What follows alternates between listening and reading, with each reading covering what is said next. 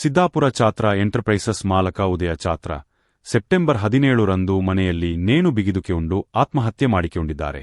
ಬೆಳಗ್ಗೆ ಕಮಲಶಿಲೆಯಲ್ಲಿ ನಡೆದ ಮಾನಂಜೆ ವ್ಯವಸಾಯ ಸೇವಾ ಸಹಕಾರಿ ಸಂಘದ ಸರ್ವ ಸದಸ್ಯರ ವಾರ್ಷಿಕ ಮಹಾಸಭೆಗೆ ತನ್ನ ತಂದೆ, ತಾಯಿ ಹಾಗೂ ಪತ್ನಿಯ ಜತೆಯಲ್ಲಿ ಆಗಮಿಸಿದ್ದರು.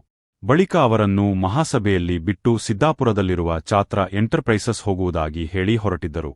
ಆದರೆ ಕಮಲಶಿಲೆಯಿಂದ ತನ್ನ ಅಂಗಡಿಗೆ ಹೋಗದೆ ನೇರವಾಗಿ ಮನೆಗೆ ಹೋಗಿದ್ದರು.